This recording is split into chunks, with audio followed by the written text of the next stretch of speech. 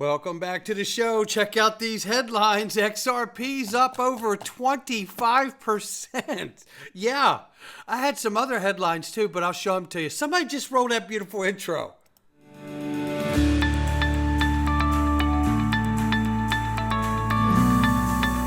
Digital Perspectives with Brad Kimes. Come on in.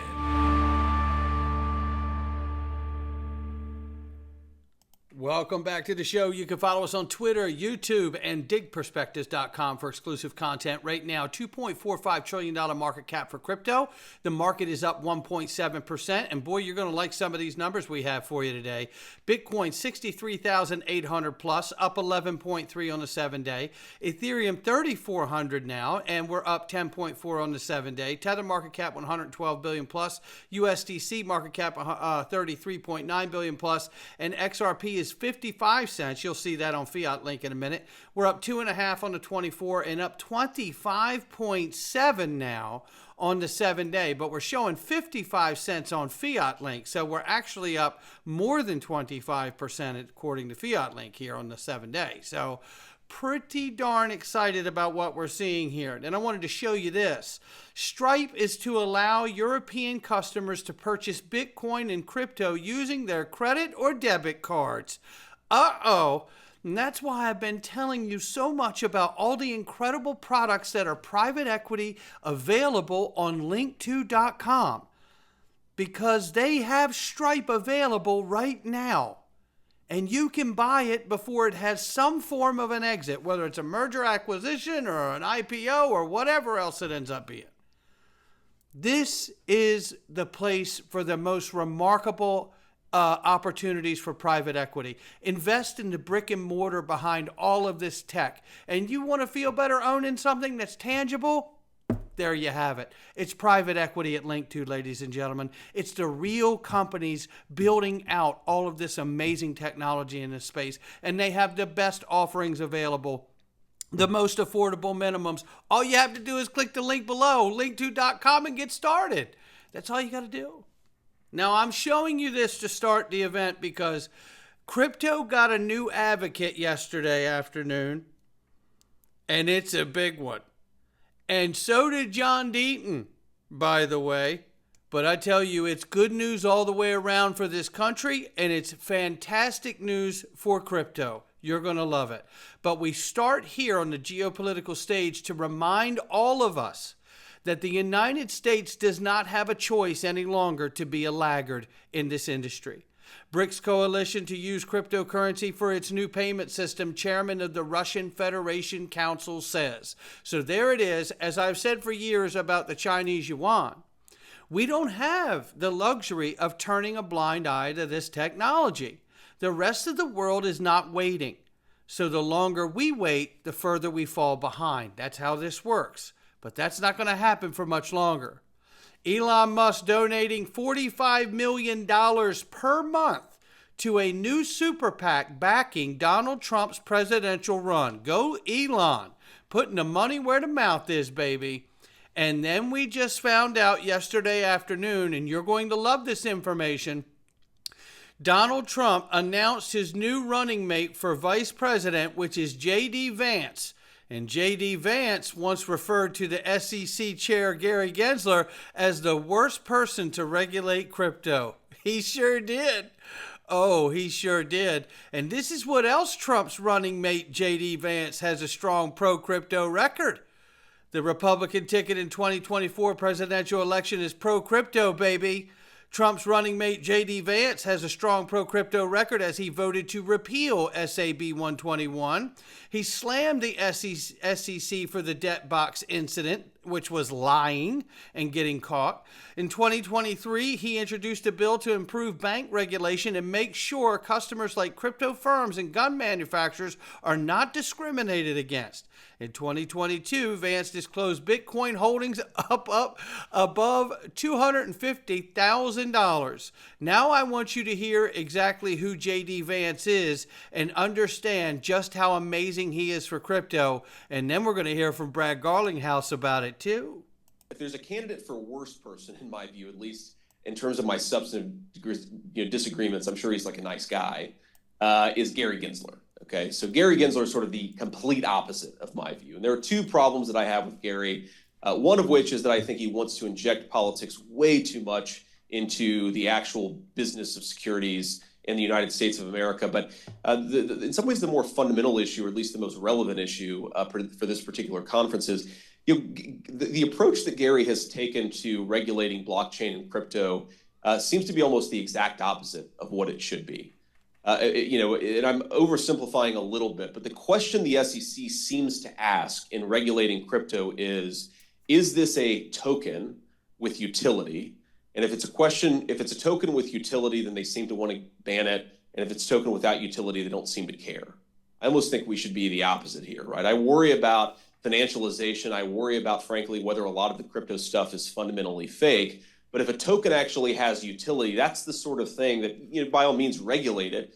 By all means, be careful about, how consumers interact with it. But you don't want to just get rid of this stuff. And here's where I really, really worry about this is a lot of the newest challengers to the social media incumbents of 2024 are going to require some blockchain technology to make their business work. Maybe they'll require a token that supports verification. There are all of these ways in which the companies, when I talk to sort of friends who are still in the VC industry, the companies that are most exciting to them, they're doing actual things in communications in the 21st century, in 2024, I should say, those companies very often rely on high utility tokens to do things like verification. Well, if we're not making it possible to do verification, then we're going to make it really hard to challenge the existing incumbents in the space. And there you have it right there. And this is a guy who obviously understands and has a very, very deep understanding about how this technology works. He's talking the way we've talked. We know that they are going to push for wallets. They're going to push for a digital ID. If you don't KYC AML everybody's wallet, digital wallet, everything's going to run amok.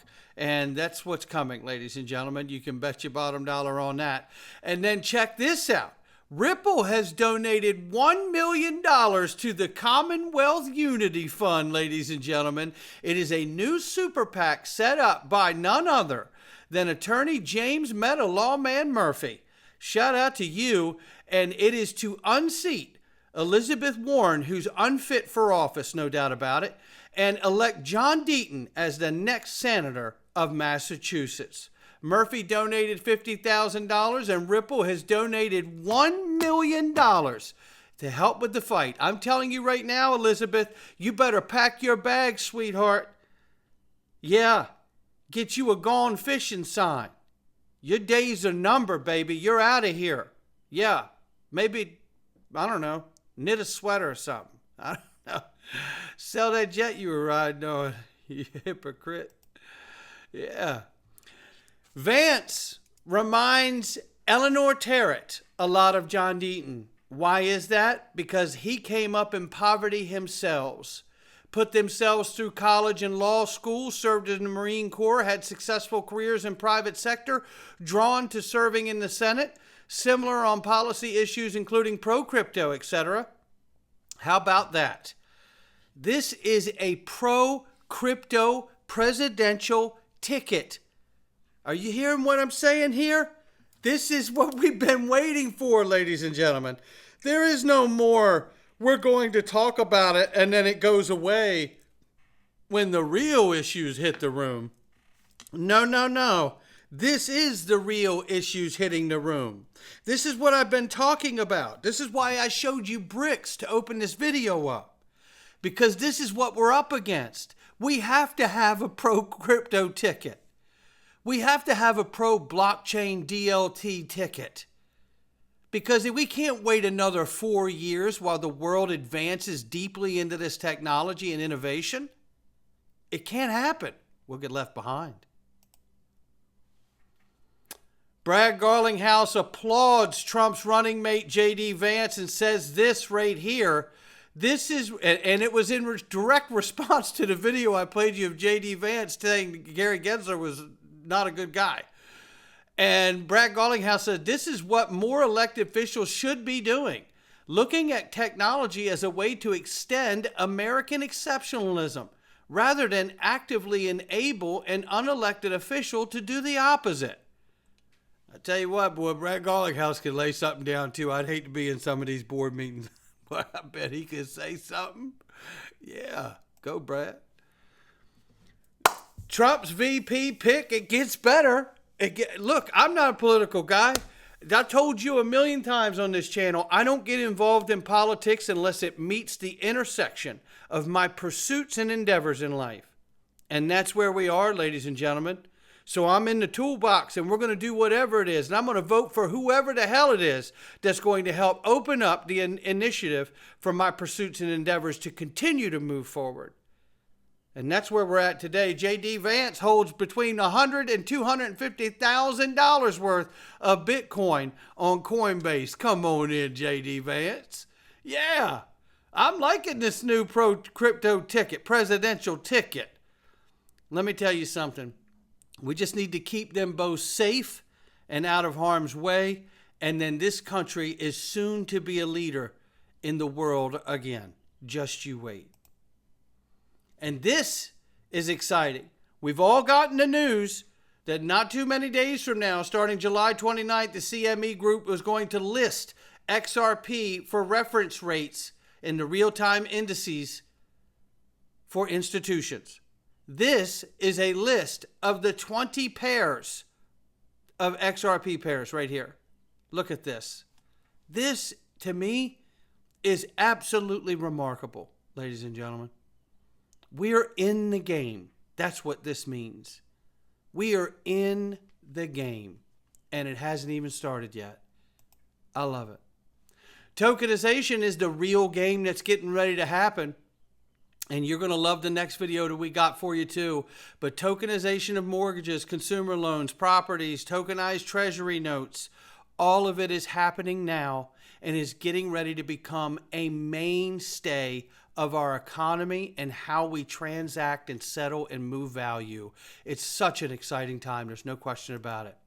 Now let's talk about this. If XRP volume reaches $40 billion per day, because of where we're going with this new technology, and I believe soon enough it will, especially with that new Pro-Crypto presidential ticket, ladies and gentlemen.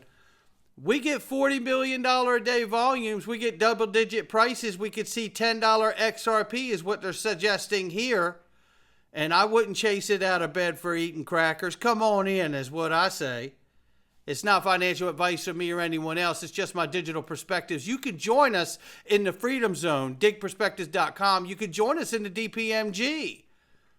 Private weekly call every Wednesday. We're currently working right now and teaching everyone how to use XRP Ledger automated market makers. You're not going to want to miss it. If you're interested in the idea that someday you may never have to sell your assets, but allow them to work for you, then this is where you're going to want to be. And if you join the DPMG, you'll get the Freedom Zone for free. So come on in. Not financial advice from me or anyone else. And you're going to want to see what we got in here today. Oh boy, ladies and gentlemen.